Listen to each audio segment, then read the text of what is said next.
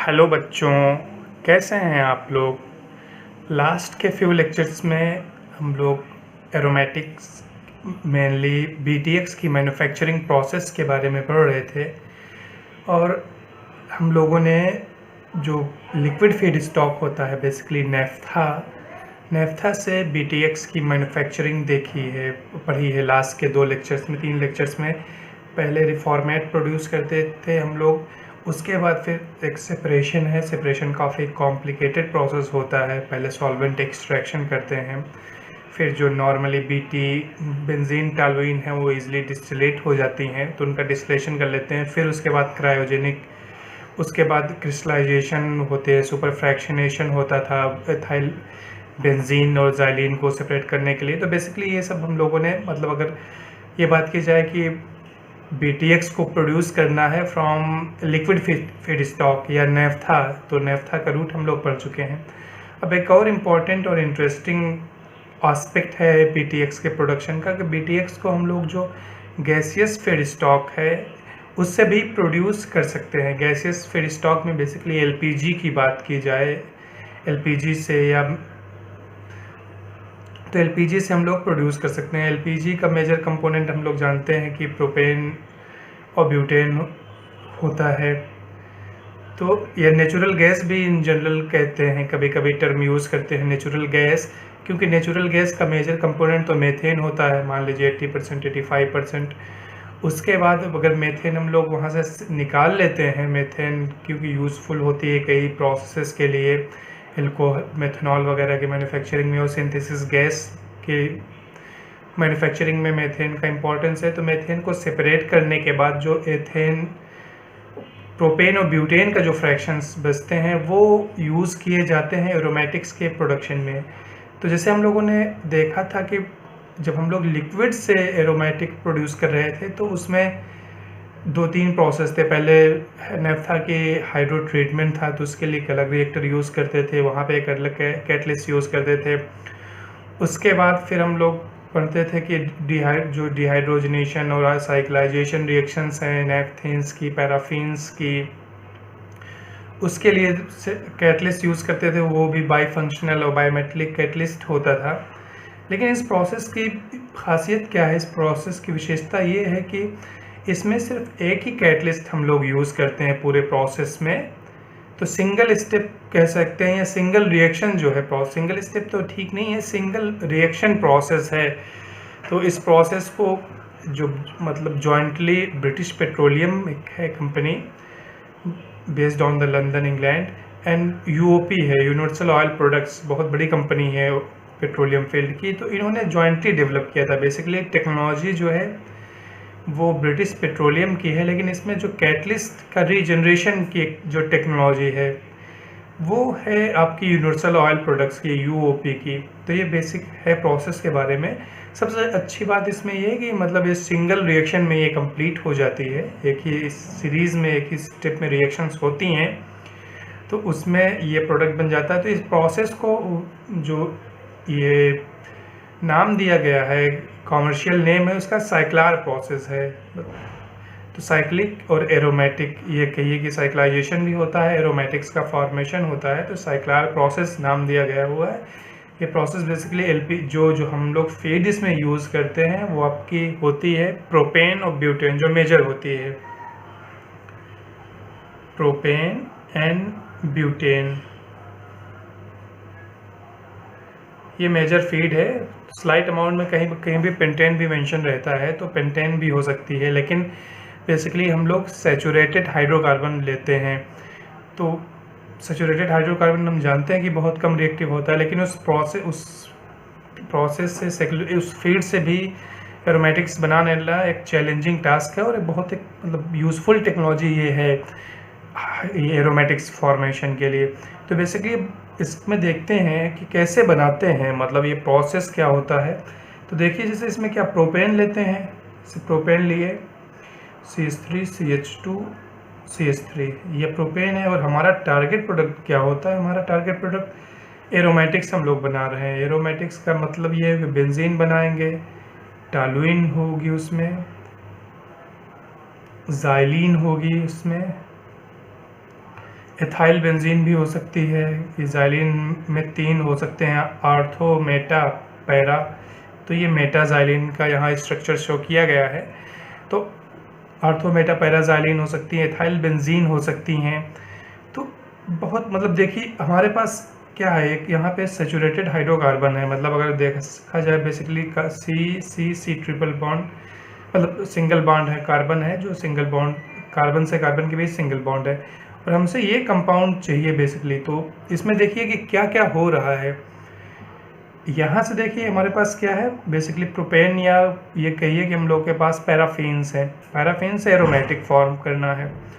तो पहली बात तो कार्बन नंबर इंक्रीज हो रहा है। यहाँ पे कार्बन नंबर कितना होगा, अगर प्रोपेन फीड ले रहे होंगे तो 3 होगा, ब्यूटेन ले रहे हैं तो 4 है कार्बन नंबर, और यहाँ पे कार्बन नंबर कितना है, 6 है। बेंजीन की बात की जाए 6 है, टॉलुइन की बात की जाए 7 है, आपकी जाइलिन की बात की जाएगी तो 8 है जो हमारा टारगेट है, और एथाइल बेंजीन में भी 8 ही होते हैं। CH2 CH3 होता है एथाइल बेंजीन का फार्मूला, तो उसमें भी 8 ही होते हैं।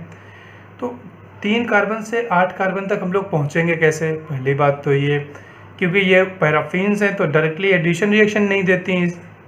तो पहले इनको मतलब हम लोग 3 से तो 6 तभी पहुंच सकते हैं जब ये आपस में ऐड हो जाएं। ये जैसे पैराफिन्स हैं, फिर 2 मोल्स इसके ऐड हो जाए तो 6 कार्बन बन जाएगा। लेकिन दिक्कत ये है कि पैराफिन्स तो रिएक्टिव होती नहीं, और एडिशन रिएक्शन वो आपस में एडिशन तो बिल्कुल ही नहीं देती हैं। तो फिर मतलब हमें एक तो कार्बन नंबर इंक्रीज करना है, पहला चैलेंज, और उसके बाद फिर डबल बॉन्ड इंट्रोड्यूस करना है। तो पहला चैलेंज क्या है कि कार्बन नंबर इंक्रीज करना है, कार्बन नंबर इंक्रीज करना है ये रिएक्शन कराने के लिए, मतलब ये प्रोसेस से एरोमेटिक प्रोड्यूस करने के लिए। दूसरा चैलेंज हमारे पास क्या है कि डबल बॉन्ड इंट्रोड्यूस करना है, और उसके बाद तीसरा चैलेंज क्या है कि उसको साइक्लाइजेशन करना है, साइक्लाइजेशन है। तो अब देखिए कि अब इसमें हमारा पहला स्टेप क्या होगा, कार्बन नंबर इंक्रीज होगा कि डबल बॉन्ड इंट्रोड्यूस होगा। देखिए अगर किसी को लग रहा है कि जैसे कार्बन नंबर इंक्रीज पहला स्टेप में ही कार्बन नंबर इंक्रीज होना चाहिए, तो क्यों होना चाहिए, क्या ये रिएक्शंस इतना फेवरेबल हैं क्या, ये जो आपके फीड स्टॉक है जैसे प्रोपेन है, ब्यूटेन हम लोग फीड स्टॉक ले रहे हैं, तो वो क्या एडिशन रिएक्शन आपस में कंबाइन करती हैं क्या, तो बेसिकली नहीं करती हैं कंबाइन।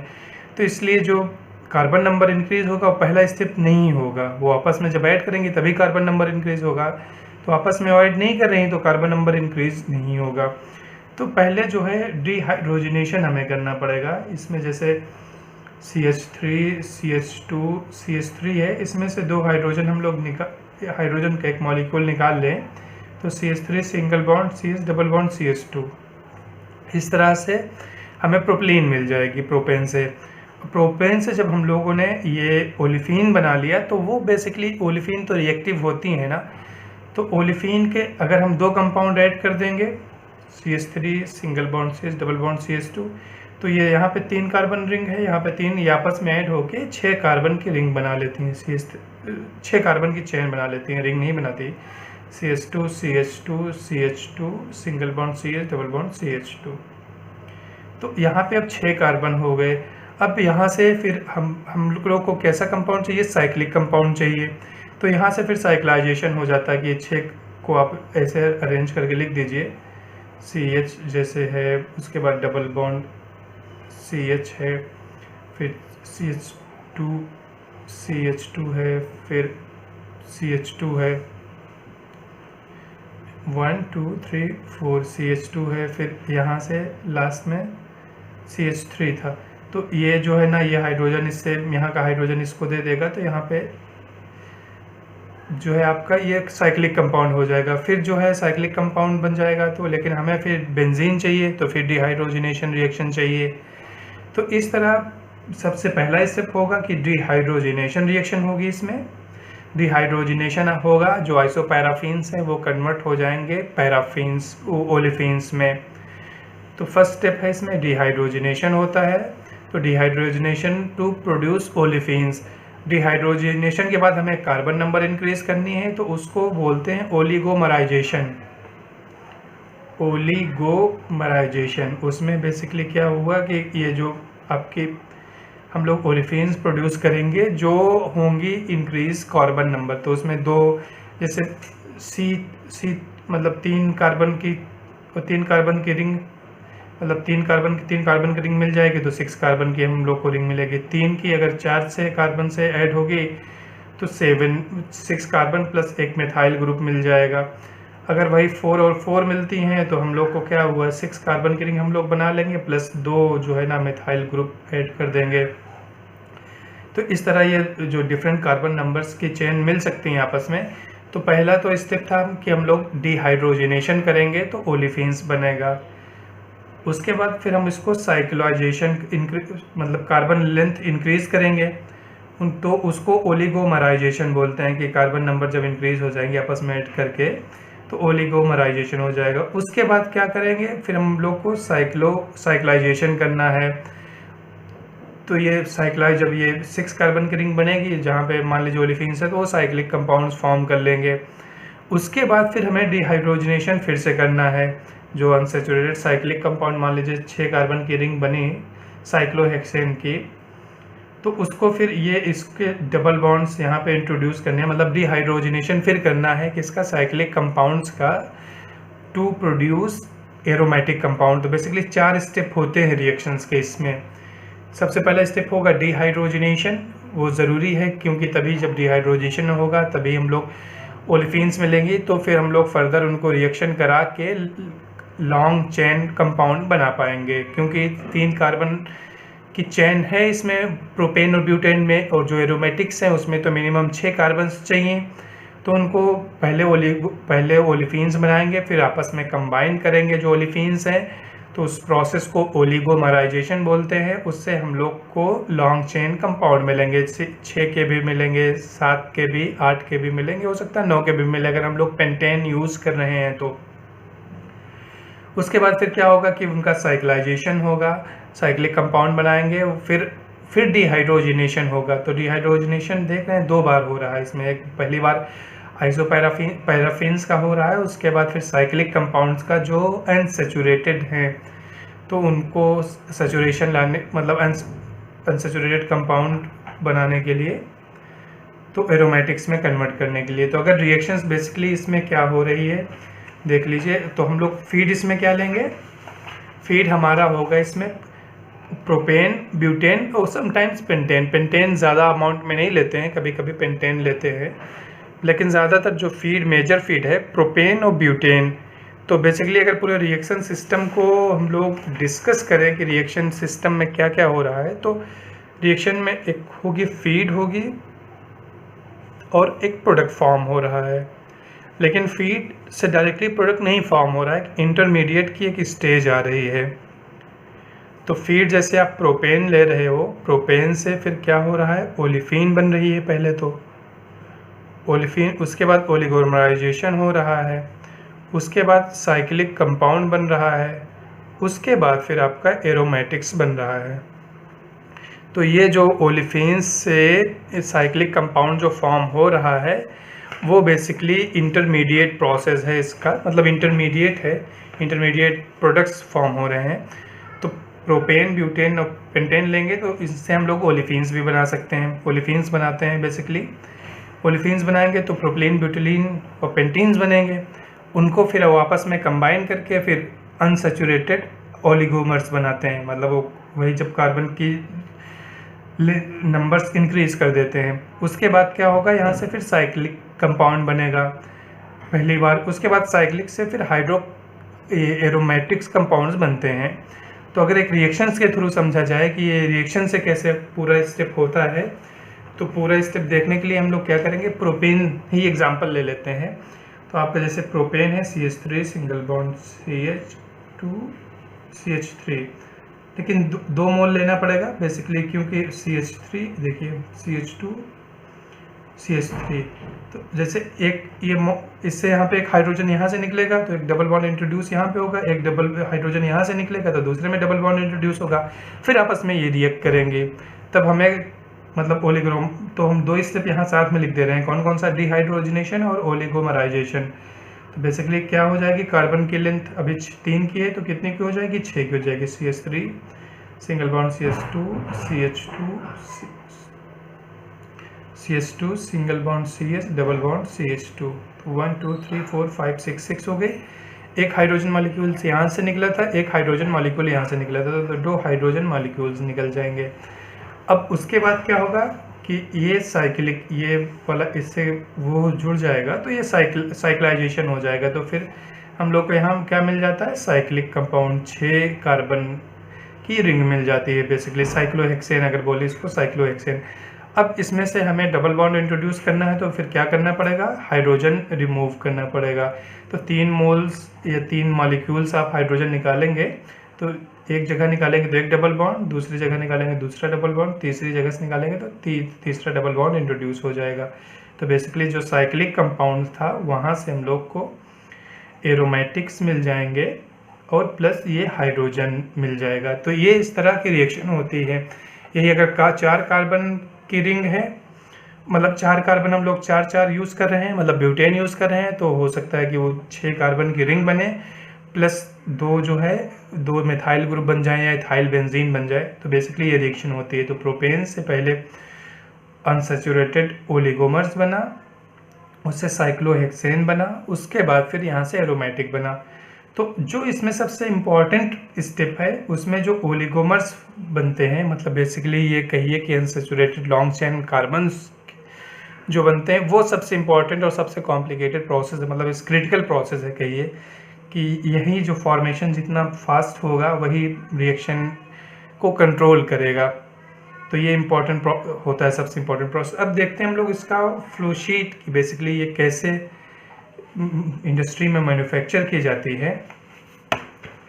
तो बेसिकली हम लोग क्या यूज़ कर रहे हैं, प्रोपेन और ब्यूटेन, इसमें फीड स्टॉक यूज़ कर रहे हैं। तो ये जो पूरा प्रोसेस है, ये manufacturing of aromatics from LPG कहिए, तो इसमें क्या होता है, 2 सेक्शन होते हैं। पहला सेक्शन जो है वो, इसमें पहला सेक्शन होता है आपका रिएक्टर होता है और प्रोडक्ट रिकवरी सिस्टम। तो ये रिएक्टर्स हैं और ये प्रोडक्ट रिकवरी सिस्टम इधर राइट साइड में है। और दूसरा जो सेक्शन, इसका काम क्या होता है कि प्रोडक्ट को फॉर्म करना, उसके बाद फिर प्रोडक्ट को यहाँ से रिकवर करना। ये तो इसका काम हुआ रिएक्टर और प्रोडक्ट रिकवरी सिस्टम का।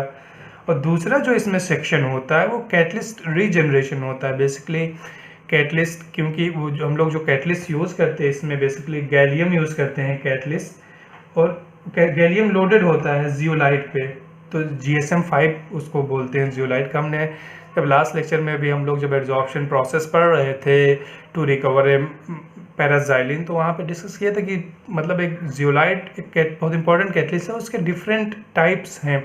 मतलब आप उसको कैटलिस्ट को जिस तरह टेक्नोलॉजी से फॉर्म कर रहे हैं तो उसमें पोर्स की लेंथ पे डिपेंड करता है, लोडिंग आप किस मटेरियल की कर रहे हैं, उसके बेसिस पे जियोलाइट बहुत ज़्यादा प्रोसेस में यूज़ होता है। तो यहाँ पे भी जियोलाइट कैटलिस्ट यूज़ होता है, लेकिन उस पर किसकी गैलियम जो है ना मेटल है उसकी लोडिंग रहती है उसके ऊपर, और स्फेरिकल शेप होता है इसमें।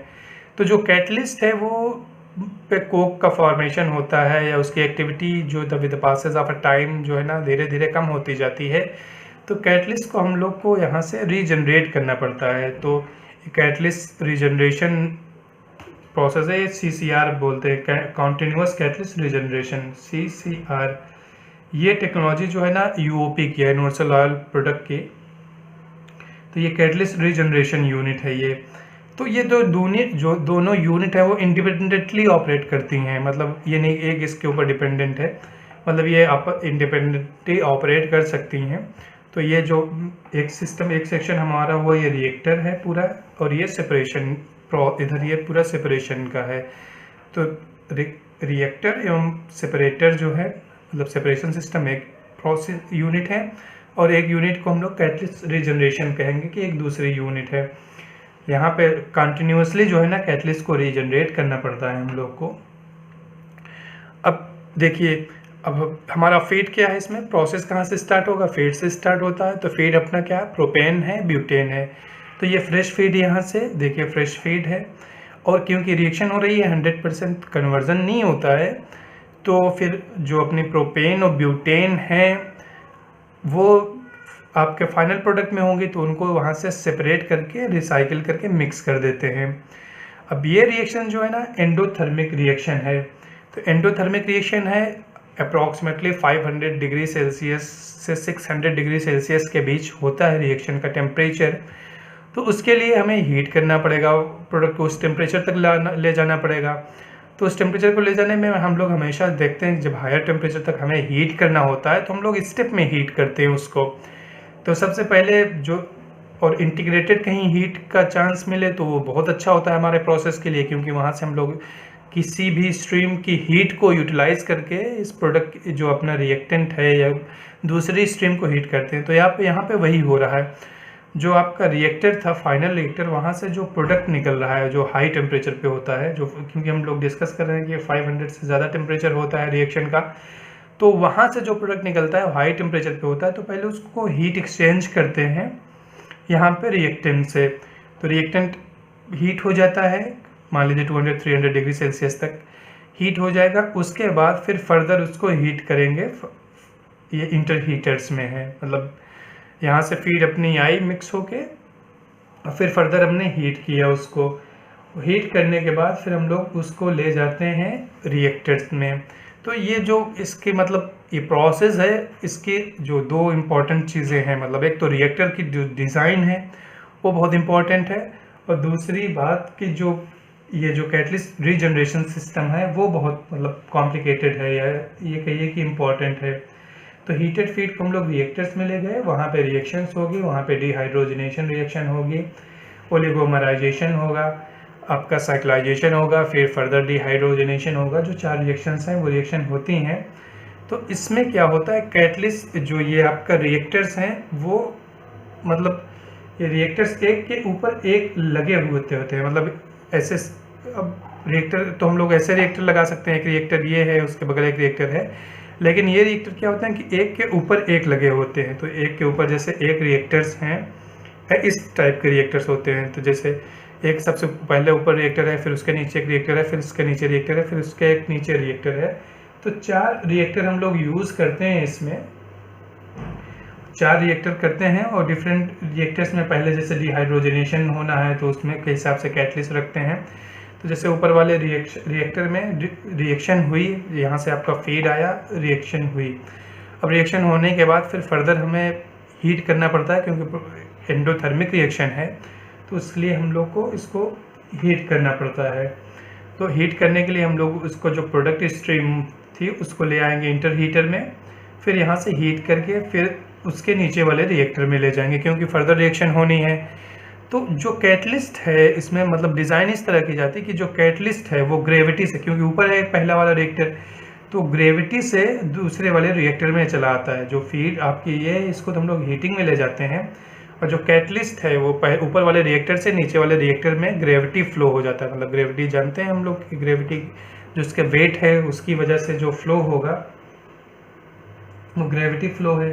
तो ग्रेविटी फ्लो से दूसरे रिएक्टर में आ जाता है। तो फिर हम लोग फिर इसको यहाँ पे फिर फर्दर रिएक्शन होगी। उसके बाद फिर हम लोग, क्योंकि एंडोथर्मिक रिएक्शन है तो रिएक्शन हीट चाहिए होगी, तो फिर उसको हम लोग हीट करते हैं, दूसरे वाले इंटर हीटर में ले जाएंगे। फिर उसके बाद फिर तीसरे वाले रिएक्टर में फीड करेंगे, फिर वहाँ पे फर्दर रिएक्शंस होंगी। फिर क्योंकि हीट की ज़रूरत पड़ेगी तो फिर उसको फिर हम लोग फर्दर हीटिंग करते हैं, तो फर्दर इंटर हीटर्स में ले जाएंगे। यहाँ देखिए लास्ट वाले जैसे थर्ड रिएक्टर से जो आपका आउटलेट निकला उसको हम लोग इंटर हीट किए, इंटर हीटर में ले गए, फिर फाइनल रिएक्टर में रिएक्शन कराई। तो मेजरली वहाँ पे जो आपका डिहाइड्रोजनेशन रिएक्शन फिर होती है। तो ये पूरा प्रोसेस जो है ना एक एंडोथर्मिक प्रोसेस है। और जो इस तरह का जो हम लोग यहाँ पे रिएक्टर्स को लगा रहे हैं, एक के ऊपर एक रिएक्टर रख रहे हैं, ये कॉन्फ़िगरेशन करने से ऐसा हमें क्या फ़ायदा होता है। एक तो पहली बात को जो कैटलिस्ट का फ्लो है वो ग्रेविटी की वजह से ईजिली जो है ना एक रिएक्टर से दूसरे रिएक्टर में कैटलिस्ट चले जाते हैं। उसके बाद दूसरा ये क्या है कि हम लोग को कन्वर्जन बहुत ज़्यादा मिलता है इससे। मतलब अगर पैरेलल में रिएक्टर यूज़ करें या सीरीज़ में यूज़ करें, उसके कंपैरिजन में हम लोग को ये कन्वर्जन ज़्यादा मिलता है। उसके बाद दूसरा इम्पोर्टेंट क्या है कि क्योंकि ये इसमें ज़्यादातर एक्सियल फ्लो होता है रिएक्टर्स में, तो मतलब हम लोग या तो काउंटर करंट फ्लो कर रहे हैं या तो नीचे से बॉटम से फ्लो करते हैं टॉप की तरफ या टॉप से बॉटम की तरफ, लेकिन इसमें रेडियल डायरेक्शन में होता है फ्लो। तो जो गैसेस जो आपके रिएक्टेंट्स हैं वो फ्लो होते हैं रेडियल डायरेक्शन में।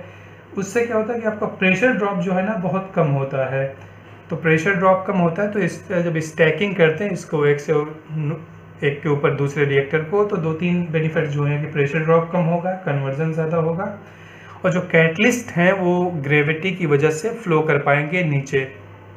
तो यहाँ पे रिएक्शंस कंप्लीट हो गई।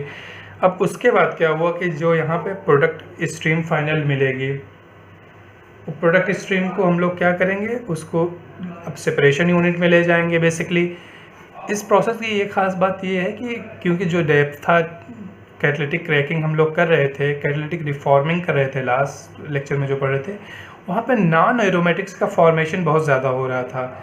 जैसे आपकी ये मतलब ये कह दीजिए कि पैराफिन्स हैं जो या दूसरे कंपाउंड्स बन रहे हैं, अनसैचुरेटेड कंपाउंड्स बन रहे हैं, वो कंटेंट बहुत ज़्यादा था। तो फिर उसके लिए हम लोग को जो सेपरेशन प्रोसेस यूज़ करना पड़ रहा था वो सॉल्वेंट एक्सट्रैक्शन प्रोसेस यूज़ करना पड़ रहा था। लेकिन इसमें क्या है कि इस प्रोसेस में हम लोग सॉल्वेंट एक्सट्रैक्शन की ज़रूरत नहीं पड़ती, क्योंकि नॉन एरोमेटिक्स कंपोनेंट जो हैं इसमें बहुत ज़्यादा कम होते हैं, बहुत कम होते हैं। तो इसलिए हम लोग डायरेक्टली जो फ्रैक्शनेशन कर लेते हैं बेंजीन का और टॉलुइन का, हम लोग ईजिली सेपरेशन कर लेते हैं, हमें एक्सट्रैक्शन की ज़रूरत नहीं पड़ती है। तो बेसिकली जैसे, लेकिन एक डिसएडवांटेज ये अगर हम लोग इसकी बात करें रिएक्शन में, कि जो हाइड्रोजन प्रोड्यूस होता है वो बहुत ज़्यादा प्रोड्यूस होता है। बेसिकली अगर 1 मोल आपका एरोमेटिक प्रोड्यूस हो रहा है तो उसके लिए बेसिकली पूरे रिएक्शन सिस्टम में जो है ना 5 मोल हाइड्रोजन प्रोड्यूस होता है, जो मतलब बहुत फेवरेबल नहीं है, क्योंकि हमारा डिज़ायर्ड प्रोडक्ट इस वक्त एरोमेटिक्स है, हम लोग एरोमेटिक्स प्रोड्यूस करना चाह रहे हैं। और अगर हाइड्रोजन प्रोड्यूस हो रहा है तो हमारे लिए बहुत मतलब अच्छी बात नहीं है, लेकिन हाइड्रोजन को सेपरेट करके, हाइड्रोजन की अपनी यूटिलिटी है, क्लीनर फ्यूल है, तो उसको हम लोग यूज़ कर सकते हैं। लेकिन फिर सेपरेशन प्रोसेस मतलब बेसिकली हम लोग को क्रायोजेनिक सेपरेशन करना पड़ता है, टेम्परेचर बहुत कम करना पड़ता है। तो एक थोड़ा सा सेपरेशन प्रोसेस जो है ना डिफ़िकल्ट हो जाता है, कॉस्टली हो जाता है। तो और जो रिएक्टर्स में जो रिएक्शंस होती हैं, अगर कन्वर्जन की बात की जाए तो इसमें बेसिकली अगर 100 मोल्स ले रहे हैं तो यील्ड जो आती है एरोमेटिक्स की, मान लीजिए 60 to 70% यील्ड होती है। तो मतलब जो टोटल अगर 100 मोल्स ले रहे हैं, बाई वेट परसेंट की बात कर रहे हैं, तो 70 मोल्स आपका बाई वेट, क्योंकि वेट उनका एरोमेटिक्स का ज़्यादा होता है, तो बाई वेट जो कन्वर्जन आता है वो 60 to 70% हो जाता है। लेकिन 1 मोल्स की अगर बात करें तो 1 मोल्स अगर एरोमेटिक प्रोड्यूस हो रहा है तो 5 मोल जो है हाइड्रोजन प्रोड्यूस हो रहा है। लेकिन हाइड्रोजन का मॉलिक्यूलर वेट बहुत कम होता है, तो अगर वेट बेसिस पे हम लोग बात करते हैं, या बाई 2 ही टर्म में डिफाइन करते हैं, या तो 3 टर्म में बेसिकली डिफाइन करते हैं, या तो वेट बेसिस पे बोलते हैं, वॉल्यूम बेसिस पे, या मोल बेसिस पे। तो यहाँ पे वेट बेसिस पे अगर बात करें तो 70% ऑलमोस्ट जो प्रोड्यूस होता है हम लोग का, वो एरोमेटिक्स प्रोड्यूस होते हैं। और जो 5 to 10% है, 5 to 6% है, 10% तो ज़्यादा रेंज मैंने बोल दी, 5 to 6% हैं जो हाइड्रोजन प्रोड्यूस होते हैं इस प्रोसेस में। तो बेसिकली जो आपका रिएक्टर का जो इफ्लुएंट था फाइनल रिएक्टर से, उसमें हीट मतलब अच्छे एंडोथर्मिक रिएक्शन मतलब हाई टेम्परेचर पे हो रही 500 पे, तो उसमें हीट होती है, तो हम लोग क्या करते हैं, हीट एक्सचेंज कर लेते हैं, फीड को यहाँ से गर्म कर देते हैं। उसके बाद फिर हम लोग इसको सेपरेशन यूनिट में ले जाते हैं। तो लो प्रेशर सेपरेटर में बेसिकली ले जाते हैं। इसमें लो प्रेशर सेपरेटर ये कहिए कि फ्लैश है, बेसिकली प्रेशर हम लोगों ने कम किया, तो जो आपकी वेपर्स हैं और लिक्विड जो हैं वो बेसिकली वहाँ से सेपरेट हो जाती हैं। तो जो आपका जो कंडेंस स्ट्रीम है, बेसिकली जो यहाँ लो प्रेशर हमने किया तो कंडेंस हो गई स्ट्रीम। तो जो कंडेंस स्ट्रीम है बेसिकली जिसमें आपके एरोमेटिक्स कंपोनेंट होंगे, उसको हम लोग बॉटम से ऑब्टेन कर लेते हैं। और जो आपका जो वेपर्स बनेंगी, यहाँ पर जो वेपर बनती हैं लो प्रेशर, यहाँ पे हमने प्रेशर जब कम किया तब भी जो है ना वेपर्स फॉर्म होंगे। तो वेपर्स को हम लोग क्या करेंगे, अब कंप्रेस कर देंगे वेपर को यहाँ पे। तो फिर बूस्टर कंप्रेसर यूनिट में ले जाते हैं, और उसके बाद फिर क्रायोजेनिक सेपरेशन यूनिट में ले जाते हैं। बेसिकली क्रायोजेनिक सेपरेशन यूनिट बहुत लो टेम्परेचर पे वर्क करते हैं, मतलब नेगेटिव टेम्परेचर पे। तो वहाँ पे क्योंकि इस लो प्रेशर हमने किया, तो यहाँ पे स्मॉल अमाउंट में ये हो सकता है कि जो एरोमेटिक्स हैं वो भी उसके साथ चले गए हों वेपर्स में। तो एरोमेटिक्स हम लोग सेपरेट करना चाहते हैं, तो इसलिए यहाँ पे हमने कंप्रेस किया। तो कंप्रेस किया तो लिक्विड में कन्वर्ट हो जाएंगे वो जो यहाँ पे। उसके बाद फिर फर्दर हम लोगों ने टेम्परेचर और कम कर दिया, क्रायोजेनिक कर दिया। तो वहाँ पे जो बेसिकली ये सारे हमारे जो एरोमेटिक्स हैं वो लिक्विड में कन्वर्ट हो जाएंगे। तो वहाँ से हम लोग यहाँ पे एरोमेटिक्स को देखिए, जो एरोमेटिक्स हैं लिक्विड, यहाँ से एरोमेटिक्स मिल रहा था और हम लोग को यहाँ पे एरोमेटिक्स मिल रहे थे, तो उनको लिक्विड में हमने कन्वर्ट कर लिया। अब यहाँ से जो गैस रिकवरी स्टेशन है, बेसिकली हाइड्रोजन बन रही थी, इसमें बहुत ज़्यादा हाइड्रोजन बन रही थी, तो यहाँ से हम लोग पूरी हाइड्रोजन जो है ना रिमूव कर लेते हैं। हाइड्रोजन को हम लोग प्रोसेस में रिसाइकिल नहीं करते, क्योंकि हाइड्रोजनेशन रिएक्शन तो हो नहीं रही, हाइड्रोजन कहीं और कोक फॉर्मेशन हो नहीं रहा ज़्यादा, तो इसलिए हाइड्रोजन का बहुत ज़्यादा सिग्निफिकेंस नहीं रह जाता प्रोसेस में, तो इसलिए हम लोग हाइड्रोजन को रिकवर या रिमूव कर लेते हैं। और उसके बाद फिर और जो फ्यूल गैसेस हैं बेसिकली आपकी नॉन एरोमेटिक्स जो स्मॉलर क्वांटिटीज़ में हैं, जैसे इसमें और बाई प्रोडक्ट्स जैसे फॉर्म हो जाते हैं। तो बाई प्रोडक्ट्स क्या क्या फॉर्म होते हैं, जैसे आपका ये मेथेन फॉर्म हो जाता है बाई प्रोडक्ट्स में आपका, और स्मॉलर कंपाउंड्स फॉर्म हो जाते हैं, एथेन फॉर्म हो जाता है, तो उनको हम लोग यहाँ से रिकवर कर लेते हैं। तो यहाँ से हाइड्रोजन रिकवर हो गया, फिर आपकी जो स्मॉलर कंपाउंड हैं वो रिकवर हो जाएंगे, और यहाँ से अनकन्वर्टेड जो आपकी फीड होगी जैसे प्रोपेन और ब्यूटेन थी, तो वो भी हम लोग एक दूसरी स्ट्रीम से रिकवर कर लेते हैं और उसको फर्दर हम लोग रिसाइकिल कर देंगे, फ्रेश फीड में मिला देंगे यहाँ से। और जो लिक्विड यहाँ से प्रोडक्ट निकला वो बेसिकली एरोमेटिक्स हो गए, तो लिक्विड को मिक्स करके हम लोग डिस्टिलेशन यूनिट में ले जाएंगे, या कहिए कि स्ट्रिपर यूनिट में ले जाएंगे, जहाँ पे फर्दर जो लाइटर कंपोनेंट हैं उनको हम लोग सेपरेट कर लेंगे। तो यहाँ से जो स्ट्रिपर है, एक स्ट्रिपर यूनिट है, तो यहाँ से हम लोगों ने लाइटर कंपोनेंट्स को सेपरेट कर लिया गैसेस को, और जो यहाँ पे हम लोग को मिलता है C6 और उससे ज़्यादा के एरोमेटिक्स मिल जाते हैं। C6 मतलब बेंजीन मिल जाएगा, एथाइल बेंजीन मिल जाएगा, टॉलुइन मिलेगा, ज़ाइलिन मिलेगा। तो इसको अब ईजिली हम लोग को फिर फर्दर सॉल्वेंट एक्सट्रैक्शन की ज़रूरत नहीं है, हम लोगों ने पिछले में सेपरेशन प्रोसेस पढ़ा है, तो हम लोग सेपरेट इनको कर सकते हैं। बेसिकली सीधे हम लोग फ्रैक्शनेशन कॉलम में ले जाएंगे, पहले बेंजीन को सेपरेट करेंगे, फिर टॉलुइन को सेपरेट करेंगे, फिर एथाइल बेंजीन अगर फॉर्म हुआ है इसमें तो एथाइल बेंजीन को, फिर ज़ाइलिन वगैरह को सेपरेट करेंगे, जो उनका जो क्रिस्टलाइजेशन या एब्जॉर्प्शन प्रोसेस से सेपरेट करते थे। तो बेसिकली अगर बात की जाए कि इसमें प्रोडक्ट कितना फॉर्म हुआ, अपना जो प्रोड्यूस है, तो जो आपका फाइनल प्रोडक्ट आता है उसमें ऑलमोस्ट जो प्रोडक्ट आता है उसमें 90% जो है ना एरोमेटिक्स होते हैं। ओवरऑल जो प्रोडक्ट्स हुआ उसमें 90% एरोमेटिक्स हुए, और उसमें अगर पार्टिकुलरली बात की जाए BTX की कितनी है, तो 27% जो है ना बेंजीन होता है इसमें, और 22% इसमें होता है आपका 22% C8 एरोमेटिक। C8 में क्या हो सकता है आपका, ये हो सकता है टॉलुइन हो सकता है और एथाइल बेंजीन हो सकता है, और 43% जो है वो टॉलुइन होता है, एथाइल बेंजीन और ज़ाइलिन, सॉरी। तो बेसिकली 3 हम लोग को यहाँ से जो मेजर फीड प्रोडक्ट्स आपका निकल रहा है वो बेंजीन की अगर बात की जाए, BTX में हम लोग इंटरेस्टेड होते हैं, BTX। तो बेंजीन जो होता है वो 27% के आसपास होता है। जो टॉलुइन है उसकी क्वांटिटी बहुत ज़्यादा होती है, 43% के आसपास होती है। और जो ये C8 में क्या होता है, आपका ज़ाइलिन्स आ जाएंगे, ज़ाइलिन्स में तीनों ऑर्थो, मेटा, पैरा और एथाइल बेंजीन आ जाएगा। तो बेसिकली ये कितना है, 22% के आसपास ये होते हैं।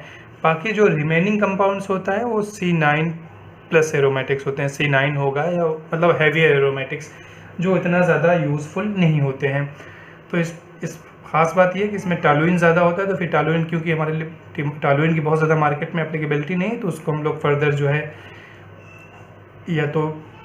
या बेंजीन में कन्वर्ट कर लेंगे। हम लोगों ने पहले दूसरे लेक्चर में पढ़ा कि जो क्या होता है डीएल्काइलेशन करेंगे तो हम लोग बेंजीन में कन्वर्ट हो जाएगा, या फिर हम लोग दूसरी रिएक्शंस करा के ये बेंजीन और ज़ाइलिन में कन्वर्ट कर लेते हैं टॉलुइन को।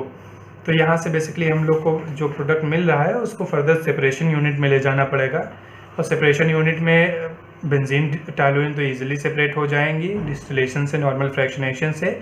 आपका जो ज़ाइलिन के कंपोनेंट्स हैं उनको सेपरेट करने के लिए वही जो पुराना मेथड लास्ट लेक्चर में हम लोगों ने पढ़ा था कि आप उनको चाहे एड्जॉर्प्शन से सेपरेट करें, क्रिस्टलाइजेशन से सेपरेट करें, और जो अगर C8 को जो सेपरेट करना है वो उसको सुपर फ्रैक्शनेशन से सेपरेट करते थे, जहाँ पे 340, 400 नंबर ऑफ़ ट्रेज होती थी, कॉलम की लेंथ बहुत ज़्यादा हो जाती थी। और जो दूसरा इम्पॉर्टेंट सेक्शन इसमें था जिसके बारे में थोड़ा सा हम लोग डिस्कस करना चाहते हैं, वो रीजनरेशन ऑफ द कैटलिस्ट था, क्योंकि कैटलिस्ट बहुत इंपॉर्टेंट पार्ट है इस प्रोसेस का। तो कैटलिस्ट को रीजनरेट हम लोग कैसे करेंगे इसमें? तो कैटलिस्ट जो आपका है यहाँ से जो फाइनल 4th रिएक्टर था, उससे हम लोग जो है ना ट्रांसफ़र कर देते हैं लिफ्ट गैसेस यूज़ करते हैं, क्योंकि ये स्टैकिंग में थे तो ये नीचे रहे होंगे, तो वहाँ से हम लोग गैस यूज़ करते हैं लिफ्ट करने के लिए कैटलिस्ट को। तो वहाँ से लिफ्ट करके हम लोग कैटलिस्ट रीजनरेशन यूनिट में ले जाते हैं। ये एक अलग ही पूरी यूनिट है, यहाँ पे जस्ट एक बॉक्स हमने यहाँ पे दिखाया है। ये पूरा एक टेक्नोलॉजी है कैटलिस्ट रीजनरेशन की, जो CCR है, कंटिन्यूस कैटलिस्ट रीजनरेशन, एक टेक्नोलॉजी है। जैसे एक ये फ्लो शीट है, वैसे उसकी भी एक अपनी फ्लो शीट है, एक पूरा प्रोसेस है कि कैसे सेपरेट करते हैं। लेकिन बेसिकली हम लोग जस्ट वो पूरा प्रोसेस नहीं पढ़ रहे हैं, जस्ट देख रहे हैं कि कैटलिस्ट कैसे सेपरेट करते हैं। तो लिफ्ट गैसेस की हेल्प से हम लोग उसको ले जाते हैं रीजनरेटर में, जहाँ पे ये लिफ्ट गैस से जो है ना सेपरेट हो जाता है। और फिर गैसेस जो है ना कैटलिस्ट, क्योंकि सॉलिड कैटलिस्ट है स्फेरिकल फॉर्म में, तो यहाँ से इसको सेपरेट कर लेते हैं। और जो फिर फर्दर जो है ना इसको ग्रेविटी की हेल्प से रीजनरेटर में फ़्लो करते हैं। रीजनरेटर में भी कई सेक्शन है, वहाँ पे ग्रेविटी की हेल्प से फ़्लो कर देते हैं उनको, और वहाँ पे कैटलिस्ट जो है ना फुली रीजनरेट हो जाता है। उसके बाद जब कैटलिस्ट फुली रीजनरेट हो जाता है तो ट्रांसफ़र की लाइंस होती हैं, मतलब डिफरेंट लाइंस हैं ट्रांसफ़र लाइंस से, और उसमें मतलब डिफरेंट कंट्रोल यूनिट्स होती हैं। कंट्रोल यूनिट्स की हेल्प से सर्ज हॉपर में ले जाते हैं, और फिर उसके बाद जो फाइनल जो इसमें वो होता है वो लॉक हॉपर होता है, मतलब फाइनल जो इसमें होता है। फिर लॉक हॉपर से बेसिकली हम लोग फिर एयर की हेल्प से या गैसेस की हेल्प से इसको लिफ्ट करते हैं ये कैटलिस्ट को, और फिर हम लोग ले जाके पहले रिएक्टर में डाल देते हैं। तो इस तरह कैटलिस्ट की कंटिन्यूस एक साइकिल चलती रहती है, ये मतलब इंडिपेंडेंट प्रोसेस है, ये पूरा साइकिल में चलता रहता है कि कैटलिस्ट फर्स्ट रिएक्टर से सेकंड में फ्लो हो रहा है, सेकंड से थर्ड में, थर्ड से फोर्थ में, फोर्थ से फिर लिफ्ट गैसेस की हेल्प से फ्लो हो रहा है रीजनरेटर में। रीजनरेटर में कई सेक्शन है, वहाँ पे रीजनरेशन होता है कैटलिस्ट का, फिर हम लोग लिफ्ट गैसेस की हेल्प से फर्दर कैटलिस्ट को रिएक्टर 1 में भेज देते हैं। इस तरह से ये बहुत ही इंपॉर्टेंट प्रोसेस है कि बेंजीन मतलब ये आपका गैसियस से कंपोनेंट से, क्योंकि रिलेटिवली न्यू टेक्नोलॉजी है, 1970 या 60s में डेवलप हुई थी। इस वक्त 3-4 कंपनीज़ हैं जो इस टेक्नोलॉजी पे वर्क कर रही हैं या उनके कहिए कि प्लांट सक्सेसफुल हैं। तो ये BP है, जापान की एक 2 कंपनी है, एक कंपनी और है, तो टोटल 4 कंपनीज़ इस पे बेसिकली उनके पास टेक्नोलॉजीज़ हैं इसकी। कुछ टेक्नोलॉजीज़ अभी रिसर्च स्टेज में है, कुछ अभी, और कुछ जो है ना कॉमर्शलाइज हैं। तो ये कॉमर्शलाइज का एग्जांपल है। तो इस तरह से हम लोग जो है LPG से कहिए या जो गैसियस फीड स्टॉक से हम लोग एरोमेटिक प्रोड्यूस कर सकते हैं। नेक्स्ट लेक्चर में नए टॉपिक के बारे में डिस्कशन करेंगे।